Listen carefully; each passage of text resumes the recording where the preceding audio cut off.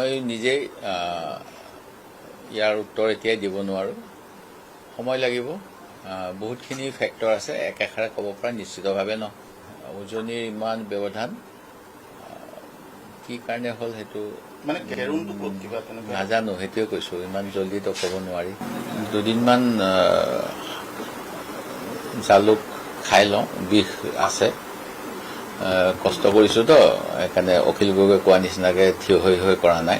কষ্ট কৰিছিলো, গা বিষ মৰিব লাগিব, তাৰপিছত চিন্তা কৰি কম। অখিল গগৈতো গোটেই ব্লেমটো কংগ্ৰেছকে দিছে, কোনো কোঅৰ্ডিনেশ্যন নাই, কোনো হেৰি নকৰিলে। তেওঁ এইবিলাক কথা কিয় এতিয়া কৈছে মইতো নাজানো। তেখেতে যিখিনি কথা কৈছে আগতে ক'ব লাগিছিল, তেতিয়াহ'লে মই তেওঁক সাহসী বুলি ক'লো হয়। কংগ্ৰেছৰ বুকুচাত উঠি তেওঁ শিৱসাগৰত জয়লাভ কৰিছে বুলি ক'বলৈ মই এতিয়া দ্বিধাবোধ নকৰো। কাৰণ তেওঁতো অলপ দিন আগত পঞ্চায়তৰ নিৰ্বাচন হৈছিল, তাততো আমাৰ মিত্ৰতা নাছিল।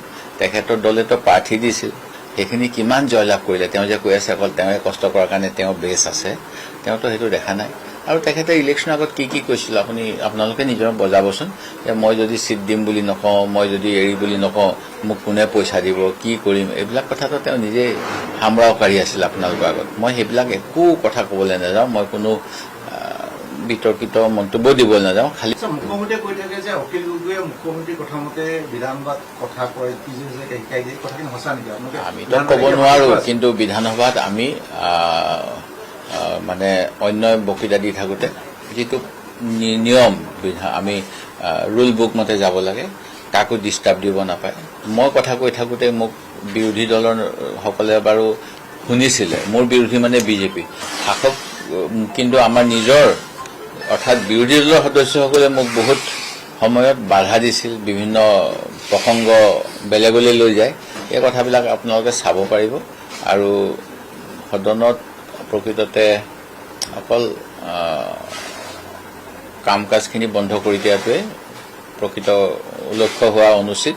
সেই গতিকে আমি কেতিয়াবা বয়কট কৰিলোঁ, আকৌ ঘূৰি আহোঁ আৰু ডিবেটত অংশগ্ৰহণ কৰিছিলোঁ।